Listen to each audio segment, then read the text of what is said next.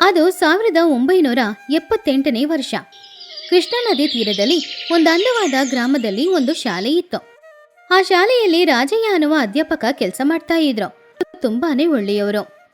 ರಾಜಯ್ಯನಿಗೆ ಓದಿನ ಮೇಲೆ ತುಂಬಾನೇ ಗೌರವ ಇತ್ತು. ಹಾಗೆ ಊರಿನವರ ಮೇಲೆ ಪ್ರೀತಿನೂ ಇತ್ತು. ಆದ್ರೆ ರಾಜಯ್ಯನ ಹೆಂಡತಿಯಾದ ಸೀತಮ್ಮನಿಗೆ ಮಾತ್ರ ಹಣದ ಮೇಲೇನೆ ಹೆಚ್ಚಾಗಿ ಪ್ರೀತಿ ಇತ್ತು. ₹1 ಖರ್ಚು ಮಾಡ್ಬೇಕು ಅಂದ್ರೂ ಕೂಡ 1000 ಸಲ ಯೋಚನೆ ಮಾಡ್ತಾ ಇದ್ಲು ಸೀತಮ್ಮ. ಆದ್ರಿಂದ ಅವಳು ಮಾಡೋ ಅಡಿಗೆಯಲ್ಲಿ ಖರ್ಚು ಕಡಿಮೆ ಮಾಡೋದಕ್ಕೋಸ್ಕರ ಉಪ್ಪು, ಖಾರ, ಎಣ್ಣೆ ಎಲ್ಲಾನು ಕಡಿಮೆನೇ ಹಾಕ್ತಾ ಇದ್ಲು. ಪಾಪ ರಾಜಯ್ಯ ದಿನ ರುಚಿನೇ ಇಲ್ಲದೆ ಆಹಾರನ ತಿಂತಾ ಇದ್ರು. ಸೀತಾ ಈ ರೀತಿ ನಡ್ಕೊಳ್ಳೋದು ಪಾಪ ರಾಜಯ್ಯನಿಗೆ ತುಂಬಾನು ಕಷ್ಟವನ್ನ ಕೊಡ್ತಾ ಇತ್ತು. ಹೇಗಾದ್ರೂ ಸೀತಾಳಿಗೆ ಪಾಠ ಕಲಿಸ್ಕೊಡ್ಲೇಬೇಕು. ಅವಳಿಗೆ ಹಣದ್ಕಿಂತ ಮನುಷ್ಯರ ಮುಖ್ಯ, ಮನುಷ್ಯರ ಬಂಧ ವಾತ್ಸಲ್ಯ ಮುಖ್ಯ ಅನ್ನೋದನ್ನ ತನ್ನ ಹೆಂಡತಿಗೆ ತಿಳಿಸ್ಬೇಕು ಅಂತ ಅಂದ್ಕೊಂಡ್ರು. ಒಂದಿನ ಬೆಳಗ್ಗೆ ರಾಜಯ್ಯ ಎದ್ದು ಸ್ಕೂಲಿಗೆ ಹೊರಡ್ತಾ ಇದ್ದಾಗ, ಅವ್ರು ಊಟ ಮಾಡ್ತಾ ಇದ್ದಾಗ ಅದರಲ್ಲಿ ರಾಜಯ್ಯ ಎಷ್ಟು ತುಪ್ಪ ಹಾಕ್ತಾ ಇದ್ದಾರೆ ಅಂತ ಸೀತಾ ನೋಡ್ತಾ ಇದ್ಲು. ಆವಾಗ ರಾಜಯ್ಯ, ಸೀತಮ್ಮ, ಇವತ್ತಿನ ಬದನೆಕಾಯಿ ಸಾರಲ್ಲಿ ಉಪ್ಪು ಖಾರ ಏನೂ ಇಲ್ಲ, ಇನ್ನಷ್ಟು ಸ್ವಲ್ಪ ಜಾಸ್ತಿ ಹಾಕಿದ್ರೆ ಚೆನ್ನಾಗಿರ್ತಿತ್ತು. ರಾಜಯ್ಯ ಹಾಗೆ ಹೇಳಿದಾಗ ಸೀತಾ ಕೋಪದಿಂದ, ಅಯ್ಯೋ ದೇವ್ರೆ, ಏನ್ರಿ ನೀವು ಇಷ್ಟೊಂದು ಉಪ್ಪು ಹುಳಿ ಖಾರನ ಜಾಸ್ತಿ ತಿಂತಾ ಇದ್ದೀರಾ? ಉಪ್ಪು ಖಾರನ ಬರ್ತಾ ಬರ್ತಾ ನೀವು ಜಾಸ್ತಿ ಮಾಡ್ತಾ ಇದ್ದೀರಾ. ಈ ಉಪ್ಪು ಖಾರನ ನಾವು ವ್ಯವಸಾಯ ಮಾಡೋದಲ್ಲ, ಇದನ್ನ ಹಣ ಕೊಟ್ಟು ತಗೊಳ್ಳೋದ್ರಿ. ನಿನ್ನ ಸಂಗತಿ ನನಗ್ ಗೊತ್ತಿಲ್ವಾ? ಒಂದು ಟೊಮೆಟೊ, ಒಂದು ಈರುಳ್ಳಿ ಅಂತ ಒಂಚೂರು ಎಣ್ಣೆ ಹಾಕೋದು. ಈ ರೀತಿ ನೀನು ಅಡಿಗೆ ಮಾಡಿದ್ರೆ ರುಚಿ ಎಲ್ಲಿಂದ ಬರುತ್ತೆ? ರುಚಿ ಏನ್ರಿ ನೋಡ್ತೀರಾ? ಆರೋಗ್ಯಕ್ಕೆ ಇದೆಲ್ಲ ಕಡಿಮೆ ತಿಂದ್ರೇನೆ ಆರೋಗ್ಯ ಕೂಡ ಚೆನ್ನಾಗಿರೋದು. ನಿಮ್ಮ ಜೀವನ ಪೂರ್ತಿ ಉಪ್ಪು ಹುಳಿ ಖಾರಕ್ಕೇನೆ ಹೋಗುತ್ತೆ. ಶಾಲೆಗೆ ಹೋಗುವ ನಿಮಗೆ ಈ ಸಾಧಾರಣ ರುಚಿ ಸಾಕು. ಸೀತಮ್ಮ, ನಾನು ತರಗತಿಯಲ್ಲಿ ಮಕ್ಕಳಿಗೆ ಪಾಠ ಮಾಡುವವನು. ನಾನು ದೃಢವಾಗಿ ಇದ್ರೆ ಮಾತ್ರ ಪಾಠ ಮಾಡಕ್ಕಾಗೋದು. ಊರಿನ ಜನರೆಲ್ಲ ನಮ್ಮ ಜಿಪ್ಣತನವನ್ನು ನೋಡಿ ನಗ್ತಾ ಇದ್ದಾರೆ. ಮೊನ್ನೆ ಗೋವಿಂದು ಬಂದ, ಏನ್ ಹೇಳ್ದ ಗೊತ್ತಾ? ಏನ್ ಹೇಳಿದ್ರು? ನಾನ್ ಮಾಡ್ಕೊಟ್ಟ ಅನ್ನ ಸಾಂಬಾರ್ ಅವರಿಗೆ ಸಾಕಾಗಿಲ್ವಾ ಏನೋ? ಅವರು ನಿನ್ ಜೊತೆ ಏನಾದ್ರೂ ಹೇಳ್ತಾರಾ? ಅವರು ಮೆಲ್ಲೆ ನನ್ ಜೊತೆ ಹೇಳಿದ್ದು, ನಮ್ಮ ಮನೆಯಲ್ಲಿ ಹಸುವಿಗೆ ಹಾಕುವ ಗಂಜಿಯಲ್ಲೂ ಕೂಡ ಇದಕ್ಕಿಂತ ಜಾಸ್ತಿ ಉಪ್ಪಿರುತ್ತೆ ಅಂತ. ಹಾಗೆ ಹೇಳಿ ನಕ್ಕಿದ್ರೆ ನನಗೆ ಮರ್ಯಾದೆ ಹೋಗಲ್ವಾ? ಸೀತಮ್ಮ ನಗುತ್ತಾ, ನೆಗಾಡುವಾಗ ಹೋಗುವ ಮರ್ಯಾದೆ, ಊಟದಿಂದ ಬರುವ ಗೌರವ ನನಗೆ ಅನವಶ್ಯಕ. ಆ ಗೋವಿಂದ ಜಿಪ್ಪಣ, ಅವನು ಹಸುವಿಗೆ ಖರ್ಚು ಮಾಡುವ ಹಣಕ್ಕಿಂತ ನಾನು ಅಡುಗೆಗೆ ಖರ್ಚು ಮಾಡುವ ಹಣ ಅದಕ್ಕಿಂತ ಜಾಸ್ತಿನೇ. ಅವನು ಹಸುಗಳಿಗೆ ಹಾಕುವ ಆಹಾರದ ಬಗ್ಗೆ ಆಲೋಚನೆ ಮಾಡಿದ್ರೆ ನಾನು ನಮ್ಮನೆಯ ಖರ್ಚು ಬಗ್ಗೆ ಆಲೋಚನೆ ಮಾಡ್ತೀನಿ. ನೀನು ಮಾತಾಡೋದು ಹಣದ ಬಗ್ಗೆನಾ? ನಾವು ಮನೆಗೆ ಯಾರನ್ನಾದ್ರೂ ಊಟಕ್ಕೆ ಕರೆದು ಅವರಿಗೆ ಚೆನ್ನಾಗಿ ಊಟ ಹಾಕದಿದ್ರೆ ಅಲ್ಲಿಂದ ಬರುವ ನಮಗೆ ನಷ್ಟ ಮರ್ಯಾದೆ ತಾನೆ. ಇದರಲ್ಲಿ ನಷ್ಟ ಏನಿದೆ? ಅವ್ರು ಮತ್ತೆ ನಮ್ಮನೆಗೆ ಬರೋದಿಲ್ಲ. ಇದಕ್ಕಿಂತ ದೊಡ್ಡ ಲಾಭ ಇನ್ನೇನ್ರಿ ಇದೆ? ನನ್ನ ಜೊತೆ ವಾದ ಮಾಡೋದು ವ್ಯರ್ಥನೆ. ನಾನು ಶಾಲೆಗೆ ಹೋಗ್ತೀನಿ. ರಾಜಯ್ಯ ಬೇರೆ ದಾರಿ ಇಲ್ಲದೆ ಶಾಲೆಗೆ ಹೊರಟೋದ್ರು. 2 ದಿನಗಳ ನಂತರ ಮಧ್ಯಾಹ್ನದ ಸಮಯ ಗೋವಿಂದ ಹಾಗೂ ಲಕ್ಷ್ಮಿ ಇಬ್ರು ಕೂಡ ರಾಜಯ್ಯನ ಮನೆಗೆ ಬಂದ್ರು. ಆವಾಗ ಲಕ್ಷ್ಮಿ, ಸೀತಮ್ಮ, ನಮ್ಮ ಮನೆಯವರು ನಾನು ಒಂದ್ ಕೆಲ್ಸದ ಮೇಲೆ ಬಂದು, ರಾಜಯ್ಯವರು ಕೂಡ ಇನ್ನು ಶಾಲೆಗೆ ಹೋಗ್ಲಿಲ್ಲ ಅಲ್ವಾ? ಅದ್ರಿಂದ ನಾವಿಬ್ರು ಕೂಡ ಇಲ್ಲೇ ಊಟ ಮಾಡ್ಕೊಂಡು ಹೋಗೋಣ ಅಂತ ಇದ್ದೀವಿ. ಚೆನ್ನಾಗಿ ಅಡಿಗೆ ಮಾಡಿ. ಸೀತಾ ಅವಳ ಮನಸ್ಸಿನಲ್ಲಿ, ಅಯ್ಯೋ ದೇವ್ರೆ, ಇವರು ಮತ್ತೆ ಬಂದ್ಬಿಟ್ರಾ?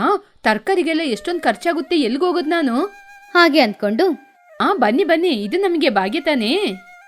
ರಾಜಯ್ಯ ಸಂತೋಷದಿಂದ, ಸೀತಮ್ಮ, ನಮ್ಮ ಲಕ್ಷ್ಮಿ ಅತ್ತಿಗೆ ಬಂದಿದ್ದಾರೆ, ಅವರಿಗೆ ಚೆನ್ನಾಗಿ ಪಾಯಸ ಮಾಡಿಕೊಡು.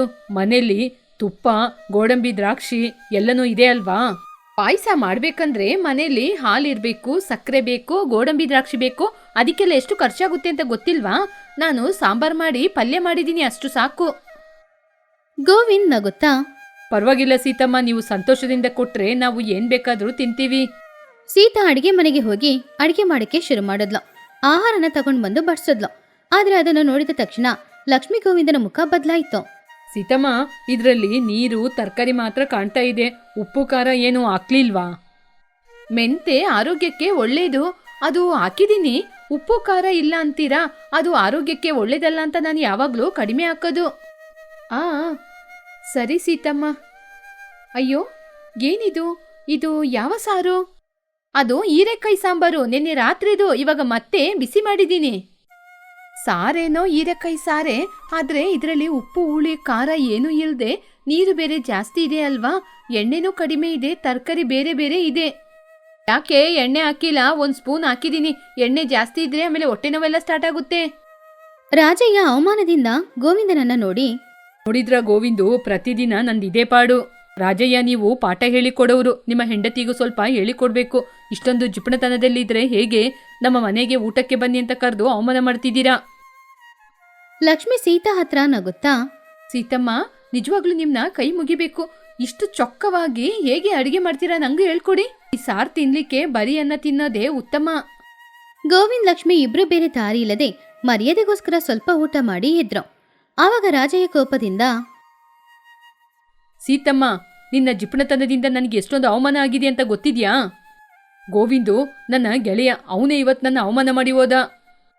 ಅವರೆಲ್ಲರೂ ನಿಮ್ನ ಕೇವಲವಾಗಿ ಮಾತಾಡಿದ್ರು, ಹಣ ಕೊಡದೆ ನಮ್ಮ ಮನೆಯಲ್ಲಿ ಊಟ ಮಾಡಿದ್ದಾರೆ. ಅದೇ ಎಷ್ಟು ದೊಡ್ಡ ವಿಚಾರ. ₹1 ಖರ್ಚು ಮಾಡದೆ ಉಪಚಾರ ಮಾಡಿದ್ಯಾ? ಇದು ನೀನ್ ಮಾಡಿರೋದು ಉಪಚಾರ ಅಲ್ಲ, ಅವರಿಗೆ ಮಾಡಿರುವ ಅನ್ಯಾಯ. ಅಲ್ಲಿ ನಿನ್ ಮರ್ಯಾದೆ ₹10ಗೂ ಹೋಗೋದಿಲ್ಲ. ನಿನ್ಗೆ ಯಾವಾಗ ಇದೆಲ್ಲ ಗೊತ್ತಾಗೋದು? ಈ ಘಟನೆ ನಡೆದು ಕೆಲವು ದಿನಗಳ ನಂತರ ಊರಿನಲ್ಲಿ ಒಂದು ಹಬ್ಬದ ವಾತಾವರಣ. ಊರಿನ ಮುಖ್ಯಸ್ಥನ ಮಗನಿಗೆ ಮದುವೆ. ಆ ಮದುವೆನ ಆಡಂಬರವಾಗಿ ಮಾಡಬೇಕು ಅಂತ ಅಂದ್ಕೊಂಡು, ಊಟದ ಜವಾಬ್ದಾರಿಯನ್ನ ಯಾರತ್ರ ಕೊಡ್ಬೇಕು ಅಂತ ಅಂದ್ಕೊಂಡು ಊರಿನವರು ಎಲ್ಲರನ್ನ ಕರೆದು ಮಾತಾಡಿದ್ರು. ನಾನು ಏರ್ಪಾಡು ಮಾಡಿರುವ ಭೋಜನ ಕೂಟ ತುಂಬಾ ದೊಡ್ಡದು. ಸುಮಾರು 1000-2000 ಜನ ಊಟ ಮಾಡಬೇಕು. ಯಾರು ಚೆನ್ನಾಗಿ ಅಡಿಗೆ ಮಾಡ್ತಾರೆ? ಅಡಿಗೆ ಮಾಡುವುದನ್ನು ದಾಮರಾಜರಿಗೆ ಕೊಡಿ, ಅವರು ತುಂಬಾ ಚೆನ್ನಾಗಿ ಅಡಿಗೆ ಮಾಡ್ತಾರೆ. ಅಲ್ಲಿಗೆ ಬಂದಿದ್ದ ಸೀತಾ ಅದೆಲ್ಲಾನು ಕೇಳಿದ್ಲು. ರಾಮರಾಜರಿಗೆ ಕೊಟ್ರೆ ಅವರು 1 kg ಸಕ್ಕರೆ ಹಾಕ್ಲಿಕ್ಕೆ 2 kg ಸಕ್ಕರೆ ಹಾಕಿ 1 kgನ ಲಾಸ್ ಮಾಡ್ತಾರೆ. ಸೀತಮ್ಮ, ನೀನು ಏನ್ ಹೇಳ್ತೀಯಾ? ಆ ಆರ್ಡರ್ನ ನನಗ್ ಕೊಡಿ. ನಾನು ₹1 ಕೂಡ ವ್ಯರ್ಥ ಮಾಡೋದಿಲ್ಲ. ಲೆಕ್ಕಕ್ಕೆ ತಕ್ಕ ಹಾಗೆ ಏನನ್ನು ಎಷ್ಟು ಹಾಕ್ಬೇಕು ಅಷ್ಟು ಮಾತ್ರ ಹಾಕಿ ಖರ್ಚನ್ನು ಕಡಿಮೆ ಮಾಡ್ತೀನಿ. ಮುಖ್ಯಸ್ಥರು ಯೋಚನೆ ಮಾಡಿ, ಸೀತಮ್ಮ ಹೇಳೋದ್ ಕೂಡ ಸರಿನೇ. ಸೀತಮ್ಮ ಯಾವಾಗ್ಲೂ ಸ್ವಲ್ಪ ಚೊಕ್ಕವಾಗಿನೇ ಎಲ್ಲವನ್ನೂ ಮಾಡುವುದು. ಸರಿ ಸೀತಮ್ಮ, ನಿಮಗೆ ಅಡುಗೆಗೆ ಏನೆಲ್ಲ ಬೇಕು ಎಲ್ಲವನ್ನು ಹೇಳಿ, ಎಲ್ಲವನ್ನೂ ತರಿಸಿಕೊಡ್ತೀನಿ. ಸೀತಮ್ಮ ಸಂತೋಷಪಟ್ಲು. ಅದೇ ಸಂತೋಷದಲ್ಲಿ ಜಿಪಣತನದಿಂದ ಒಂದು ಲೆಕ್ಕನೂ ಹಾಕದ್ಲು. ಸೀತಮ್ಮ ರಾಜಯ್ಯನ ಹತ್ತಿರ, ನಾನು ಚೊಕ್ಕವಾಗಿ ಮನೆಯನ್ನು ನಡೆಸುವುದನ್ನು ನೋಡಿ ಊರಿನ ಪಂಚಾಯಿತಿ ಅಧ್ಯಕ್ಷರು ನನಗೆ ಮದುವೆ ಆರ್ಡರ್ನ ಕೊಟ್ಟಿದ್ದಾರೆ. ನೀವೇನೋ ನನ್ನ ವಿಮರ್ಶೆ ಮಾಡ್ತೀರಾ? ರಾಜಯ್ಯ ಲಿಸ್ಟನ್ನ ನೋಡಿ, ತಮ್ಮ, ಈ ಲೆಕ್ಕನ ನೋಡ್ದ? ಸುಮಾರು 1000 ಜನಕ್ಕೆ ಅಡಿಗೆ ಮಾಡ್ಬೇಕು ಅಂತ ಹಾಕಿದ್ದಾರೆ. ನೀನ್ ಹಾಕಿರುವ ಲಿಸ್ಟಲ್ಲಿ 100 ಜನಕ್ಕೆ ಕೂಡ ಅಡಿಗೆ ಮಾಡಕ್ಕಾಗಲ್ಲ. ಯಾಕೆ ತಿನ್ನೋದಿಲ್ಲ? ಚೆನ್ನಾಗಿ ಅಡಿಗೆ ಮಾಡಿದ್ರೆ ಸ್ವಲ್ಪನೇ ತಿನ್ನೋದು. ಅದು ಮಾತ್ರನಾ? ಉಪ್ಪುನ ಸ್ವಲ್ಪ ಜಾಸ್ತಿ ಹಾಕಿದ್ರೆ ಸುಮ್ನೆ ನೀರ್ ಕುಡಿದು ಖಾಲಿ ಮಾಡ್ತಾರೆ. ಉಪ್ಪು ಕಡಿಮೆ ಹಾಕಿದ್ರೆ ಯಾಕೆ ನೀರ್ನ ಜಾಸ್ತಿ ಕುಡಿತಾರೆ? ನೋಡು ಸೀತಮ್ಮ, ಇದು ನಿನ್ನ ಅಡಿಗೆ ಮನೆಯಲ್ಲ. ಬೇರೆ ಊರಿನಿಂದ ನಮ್ಮ ಊರಿಗೆ ಬಂದು ಊಟ ಮಾಡ್ಲಿಕ್ಕೆ ಬರ್ತಾ ಇದ್ದಾರೆ. ಅವ್ರ ಮುಂದೆ ನಮ್ಮ ಊರಿನ ಮರ್ಯಾದಿನ ತೆಗಿಬೇಡ. ನಿನ್ನ ಜಿಪಣತನ ಎಲ್ಲ ನಮ್ಮ ಮನೇಲಿಟ್ಕೋ. ನೀವು ಏನ್ ಹೇಳಿದ್ರು ಸರಿ, ನನ್ನ ಕೈಯಲ್ಲಿರುವ ಹಣವನ್ನು ₹1 ಕೂಡ ಸುಮ್ನೆ ವ್ಯರ್ಥ ಮಾಡೋದಿಲ್ಲ. ರಾಜಯ್ಯ ಯೋಚನೆ ಮಾಡಿ, ನಿನಗೆ ಹಣವನ್ನು ಬಿಟ್ರೆ ಆತ್ಮಾಭಿಮಾನ, ಗೌರವ ಏನೂ ಗೊತ್ತಿಲ್ಲ. ಜಿಪಣತನದಿಂದ ಆಗುವ ನಷ್ಟವನ್ನು ನಿನಗೆ ನಾನ್ ತೋರಿಸ್ತೀನಿ. ಮದುವೆಗೆ ಇನ್ನು 2 ದಿನ ಮಾತ್ರ ಇತ್ತು. ಆವಾಗ ರಾಜಯ್ಯ ಅವರ ಬುದ್ಧಿವಂತಿಕೆಯನ್ನು ಉಪಯೋಗ ಮಾಡಿದ್ರು. ರಾಜಯ್ಯ 2 ಚೀಲನ ತಗೊಂಡ್ಬಂದು ಅದನ್ನ ಸೀತಮ್ಮನ ಹತ್ರ ಕೊಟ್ಟು, ಸೀತಮ್ಮ, ಈ ಹಣವನ್ನು ನೋಡು. ಜಮೀನ್ದಾರರು ಅಡುಗೆಗೆ ಕೊಟ್ಟ ಹಣ ಇದು. ರಾಜಯ್ಯ ಮೊದಲನೇ ಚೀಲನ ತೋರಿಸ್ತಾ, ಈ ಮೊದಲ ಚೀಲದಲ್ಲಿರುವುದು ನಿಜವಾದ ಖರ್ಚು. ನಿನ್ನ ಲೆಕ್ಕಾಚಾರದ ಪ್ರಕಾರ ಎಲ್ಲ ವಸ್ತುಗಳನ್ನು ತಗೊಂಡ್ರೆ ಇಷ್ಟು ಹಣ ಖರ್ಚಾಗುತ್ತೆ. ನೀನು ಲೆಕ್ಕಾಚಾರ ಮಾಡುವ ಜಿಪಣತನ ಇಲ್ಲೇ ಇದೆ. ರಾಜಯ್ಯ 2ನೇ ಚೀಲನ ತೋರಿಸ್ತಾ. ಮೊದಲನೇ ಚೀಲದಲ್ಲಿದ್ದ ಹಣಕ್ಕಿಂತ 5 ಪಟ್ಟು ಹಣ ಅದರಲ್ಲಿ ಇತ್ತು. ಈ 2ನೇ ಚೀಲ ನೋಡು, ಇದರಲ್ಲಿರದೆ ಸರಿಯಾದ ಹಣ. ಇದರಲ್ಲಿ ನೀನು ಅಡಿಗೆ ಮಾಡಿರುವುದನ್ನು ನೋಡಿ ನಿನ್ನ ಮೆಚ್ಚಿಕೊಂಡು ಎಲ್ಲರೂ ನಿನಗೆ ಕೊಡುವಂತಹ ಹಣ. ನಿನ್ನ ದುಡಿಮೆಗೆ ಸಿಕ್ಕುವ ಸಂಬಳ, ಜಮೀನ್ದಾರರಿಗೆ ಸಿಗುವ ಗೌರವ. ಸೀತಾ ಕಣ್ಬಿಟ್ಟು ನೋಡಿ, ಈ ಹಣ ಏನು ಇಷ್ಟಿದೆ? ಈ ಹಣ ನನಗೆ ಯಾಕೆ? ಇದು ನಿನಗೆ ಅಲ್ಲ. ನಾನು ನಿನಗೊಂದು ಷರತ್ತಾಗ್ತೀನಿ. ನೀನು ಅಡಿಗೆ ಮಾಡಿದ ನಂತರ ಊಟಕ್ಕೆ ಬರುವವರು ಊಟ ಚೆನ್ನಾಗಿಲ್ಲ ಅಂತ ಹೇಳಿದ್ರೆ ಈ 2ನೇ ಚೀಲದಲ್ಲಿರುವಷ್ಟು ಹಣನ ನಾವು ನಷ್ಟ ಹೋದ ಹಾಗೆ. ಹೌದಾರಿ, ಈ ಹಣ ಯಾಕೆ ನಮ್ಮನ್ನ ಬಿಟ್ಟು ಹೋಗ್ಬೇಕು? ನಾನಾಗೆ ಮಾಡೋದಿಲ್ಲ. ನೀನು ನಿನ್ನ ಜಿಪಣತನದಿಂದ ಅಡಿಗೆ ಮಾಡಿ ನಮ್ಮ ಗೌರವನ ಬೀದಿಪಾಲ್ ಮಾಡ್ತೀಯ. ನಿನ್ನ ಅಡಿಗೆಯನ್ನು ತಿಂದು ಈ ಎಲ್ಲ ಹಣವನ್ನು ಯಾವ್ದಾದ್ರೂ ಅನಾಥಾಶ್ರಮಕ್ಕೆ ಅಥವಾ ಯಾರಿಗಾದ್ರೂ ದಾನ ಮಾಡಿದ್ರೇನೆ ನಿನಗೆ ಗೊತ್ತಾಗೋದು. ಸೀತಾ ಯೋಚನೆ ಮಾಡಿದ್ಲು. ಇಷ್ಟೊಂದು ಹಣ ನಷ್ಟ ಆಗುತ್ತಾ? ನಾನು ಅಡಿಗೆ ಚೆನ್ನಾಗ್ ಮಾಡೋದಿದ್ರೆ, ಅಡುಗೆ ರುಚಿ ಇಲ್ಲ ಅಂದ್ರೆ ನನ್ಗೆ ಇಷ್ಟೊಂದು ಹಣ ಲಾಸ್ ಆಗುತ್ತಾ?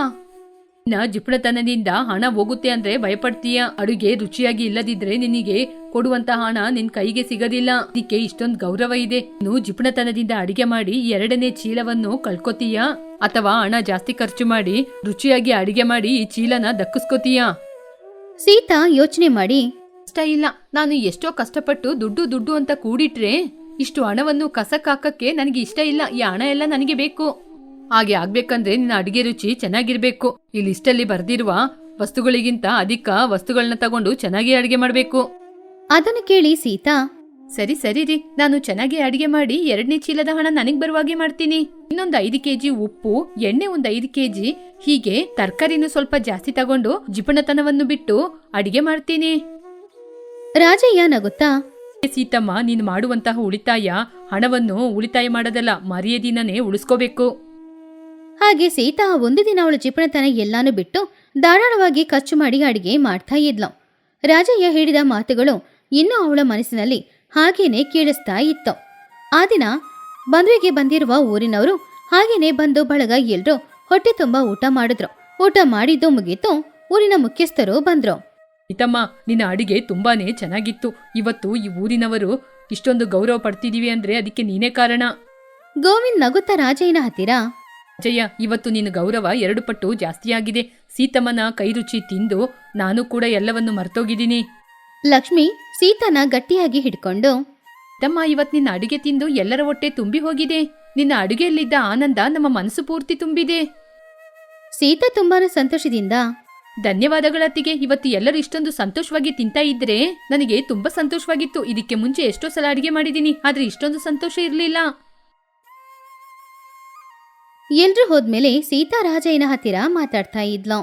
ರೀ, ನೀವ್ ಹೇಳಿದ್ದು ನಿಜಾನೇ. ಆ 2ನೇ ಚೀಲದಲ್ಲಿರುವ ಹಣ ಹೋಗದ ಹಾಗೆ ಮಾಡ್ದೆ. ಇದಕ್ಕಿಂತ ತುಂಬಾ ಸಂಪತ್ತನ್ನು ಸಂಪಾದನೆ ಮಾಡಿದ್ದೀನಿ. ಎಲ್ಲರೂ ನನಗೆ ಒಳ್ಳೆ ಹೆಸರು, ಸಂತೋಷವನ್ನು ಕೊಟ್ಟಿದ್ದಾರೆ. ಸೀತಮ್ಮ, ಇದೇ ನಿಜವಾದ ಸಂತೋಷ. ನೀನು ಇಷ್ಟು ದಿನ ಕಳ್ಕೊಂಡಿದ್ದು ಹಣ ಅಲ್ಲ, ಈ ಸಂತೋಷವನ್ನೇ. ನಾವು ಯಾವ ಕೆಲಸ ಮಾಡೋದಾದ್ರೂ ಪರಿಪೂರ್ವಕವಾಗಿ ಮಾಡಬೇಕು. ಆವಾಗ್ಲೇ ನಮ್ಮ ಮನಸ್ಸು ಕೂಡ ತೃಪ್ತಿಯಾಗೋದು. ಇನ್ಮುಂದೆ ನಾನು ಜಿಪಣತನದಿಂದ ಉಪ್ಪು, ಹುಳಿ, ಖಾರ, ಎಣ್ಣೆನ ಜಾಸ್ತಿ ಉಪಯೋಗ ಮಾಡದೇ ಇರೋದಿಲ್ಲ. ಹಾಗೆ ರಾಜಯ್ಯ ಹಾಕಿದ ಪ್ಲಾನಿಂದ ಸೀತಾಳಿಗೆ ಹಣನ ಉಳಿತಾಯ ಮಾಡೋದು ಮಾತ್ರ ಮುಖ್ಯವಲ್ಲ, ಊರಿನವರ ಹತ್ರ ಒಳ್ಳೆ ಹೆಸರು ತಗೊಳ್ಳೋದು ಮುಖ್ಯ ಅನ್ನೋದನ್ನ ಅರ್ಥ ಮಾಡ್ಕೊಂಡ್ಲು. ಆ ದಿನದಿಂದ ಸೀತಾಳ ಮನೆಗೆ ಅತಿಥಿಗಳು ಯಾರು ಬಂದ್ರೂ ಸರಿ ಹೊಟ್ಟೆ ತುಂಬಾ ಊಟ ಹಾಕ್ತಾ ಇದ್ಲು ಸೀತಾ. ಆದ್ರಿಂದ ಬರೋರು, ಊರಿನವರು ಎಲ್ರೂ ಕೂಡ ಸೀತಾ ಹತ್ರ ಬಂದಿರುವ ಬದಲಾವಣೆ ನೋಡಿ ತುಂಬಾನು ಸಂತೋಷಪಟ್ರು. ಇದ್ರೆ ಸೀತಾ ತರ ಇರ್ಬೇಕು, ನೋಡು ಅವಳು ಎಷ್ಟು ಬದಲಾಗಿದ್ದಾಳೆ, ಅವಳಿಗೆ ಪ್ರತಿಭೆನೂ ಇದೆ ಅಂತ ಊರಿನವರು ಬಾಯಿ ತುಂಬಾ ಹೊಗಳ್ತಿದ್ರು.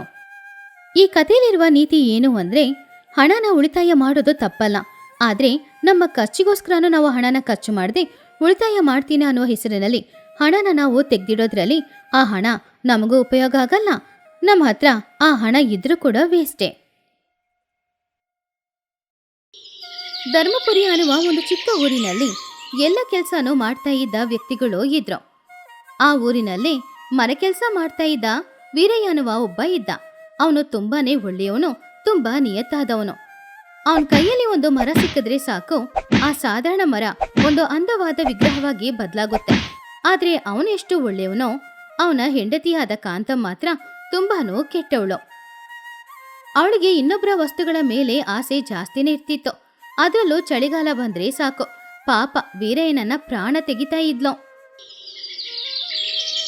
ಹೀಗಿರುವಾಗ ಒಂದಿನ ಬೆಳಿಗ್ಗೆ ಮಂಚು ಬೀಳ್ತಾ ಇದ್ದ ಸಮಯದಲ್ಲಿ ಚಳಿನ ತಡ್ಕೊಂಡು ವೀರಯ್ಯ ಅವನ್ ಪಾಡಿಗೆ ಅವನ್ ಕೆಲ್ಸನ ಮಾಡ್ತಾ ಇದ್ದ. ಆದ್ರೆ ಪಾಪ ಅವನಿಗೆ ಚಳಿ ತಡ್ಕೊಳಕ್ ಆಗ್ತಾ ಇತ್ತಿಲ್ಲ. ಆವಾಗ್ಲೇ ಒಳಗಡೆಯಿಂದ ಕಾಂತ ಈ ರೀತಿ ಹೇಳಿದ್ಲು, ಏನ್ರಿ, ಇನ್ನು ಆ ಕೋಲ್ ಜೊತೆ ಕುಸ್ತಿ ಮಾಡ್ತಾನೆ ಇದ್ದೀರಾ? ಇಲ್ಲಿ ಚಳಿಗೆ ನಾನು ಒಣಗ್ತಾ ಇದ್ದೀನಿ. ನೀವು ಮಾಡುವ ಈ ದರಿದ್ರ ಕೆಲಸದಲ್ಲಿ ಒಂದು ಕಂಬಳಿ ಕೂಡ ನಮ್ಮಿಂದ ತಗೊಳ್ಳಿಕ್ಕೇನೆ ಆಗ್ತಾ ಇಲ್ಲ. ವೀರಯ್ಯ ಕೆಲಸ ಮಾಡ್ಕೊಂಡೆ, ಕಾಂತಮ್, ನೀನ್ ಚಿಂತೆ ಮಾಡ್ಬೇಡ. ಈ ಕುರ್ಚಿನ ಇವತ್ ಮಾಡಿದ್ರೆ ಆ ಸೆಟ್ರು ಇವತ್ತು ಹಣ ಕೊಟ್ಬಿಡ್ತಾರೆ.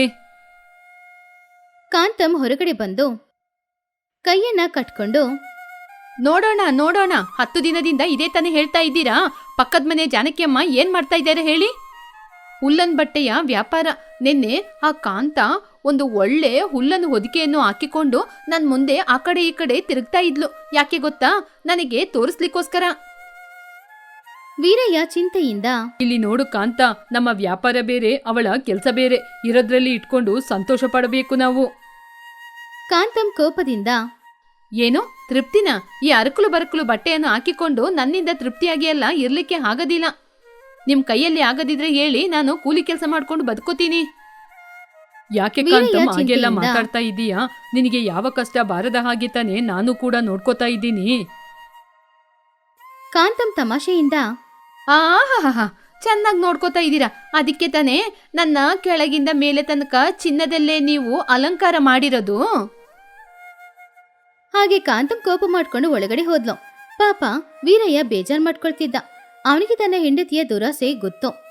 ಆ ದಿನ ಅವನ ಮನೆ ಮುಂದ್ಗಡೆ ಆ ಊರಿನಲ್ಲೇ ದೊಡ್ಡ ಶ್ರೀಮಂತನಾದ ಭೂಷಯ್ಯ ಅವನ ಕುದುರೆ ಗಾಡಿಯಲ್ಲಿ ಅಲ್ಲಿಗೆ ಬಂದ. ಭೂಷಯ್ಯ ಯಾರಯ್ಯ? ಗಂಭೀರವಾಗಿ, ಇಲ್ಲಿ ವೀರಯ್ಯ ಅಂದ್ರೆ ಯಾರು?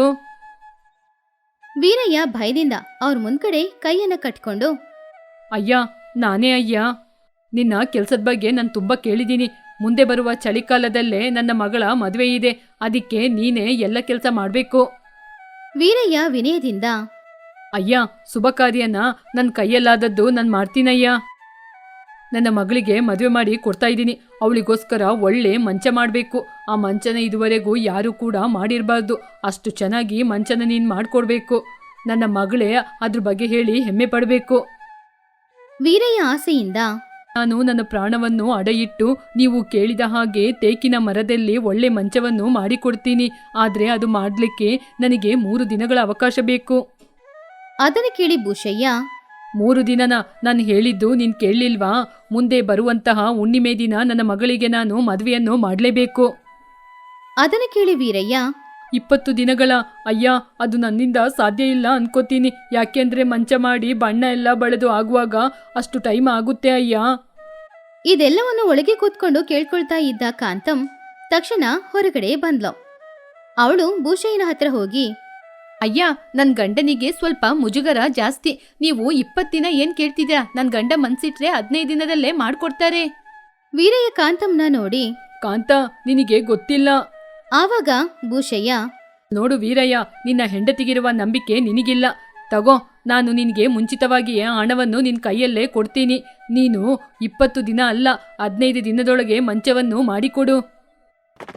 ಹಾಗಂತ ಹಣನ ಅಲ್ಲಿಟ್ಟು ಅವರು ಗಾಡಿ ತಗೊಂಡು ಹೋದ್ರು. ಭೂಷಯ್ಯ ಹೋದ ತಕ್ಷಣ ವೀರಯ್ಯ ಕಾಂತಂನ ನೋಡಿ ತುಂಬಾನು ಕೋಪ ಮಾಡ್ಕೊಂಡ.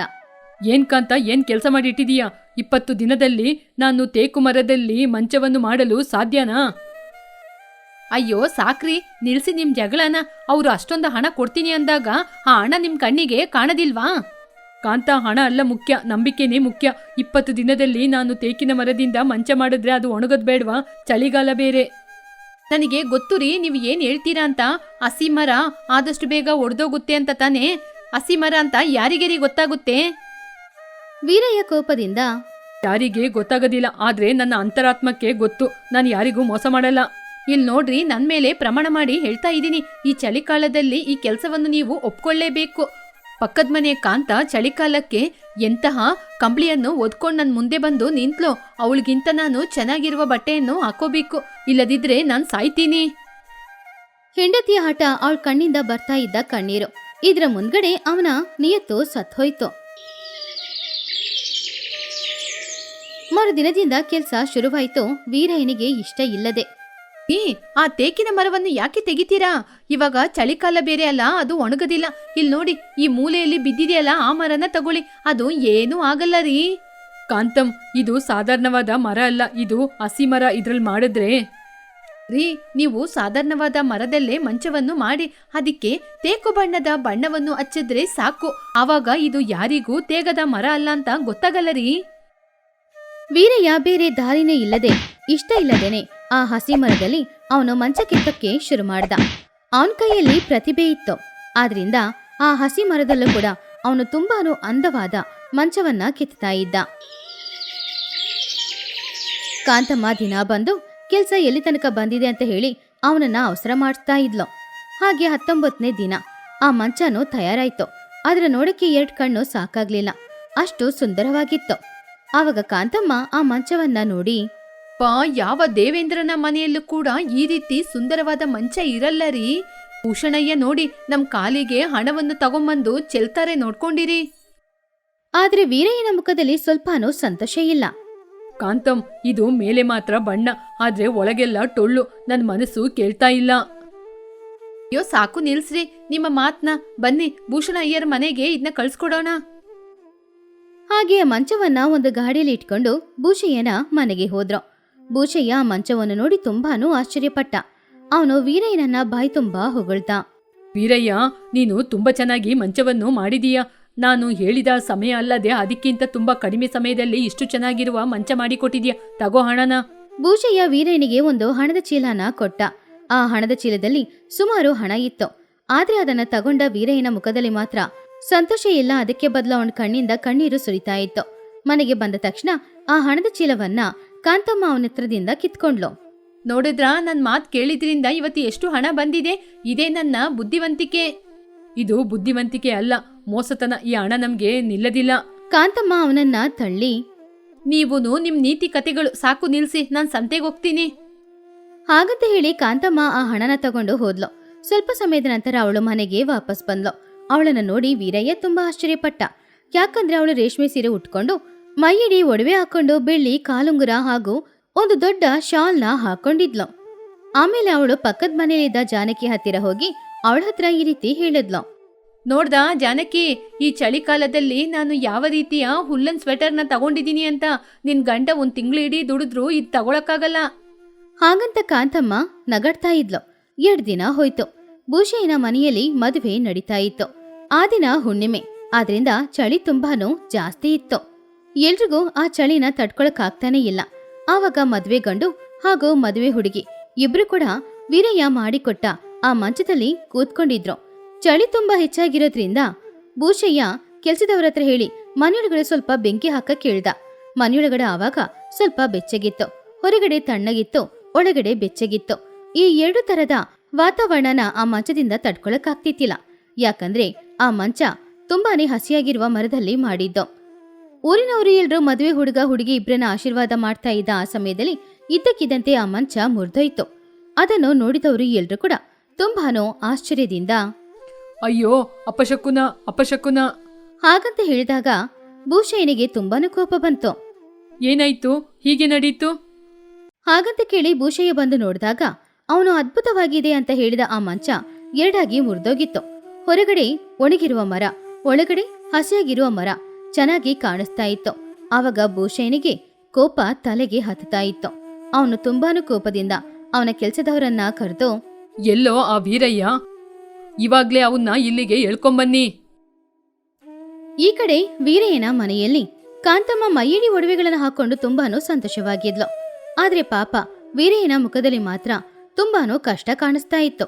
ಆವಾಗ್ಲೇ ಭೂಷಯ್ಯ ಕಳಿಸಿದ ಅವನ ಕೆಲಸದವರು ವೀರಯ್ಯನ ಮನೆಗೆ ಬಂದು ಬಲವಂತವಾಗಿ ಅವರಿಬ್ರ ಕೈಯನ್ನ ಹಿಡ್ಕೊಂಡು ಅವರನ್ನ ಮನೆಯಿಂದ ಹೊರಗಡೆ ಇಳ್ಕೊಂಡ್ ಬಂದ್ರು.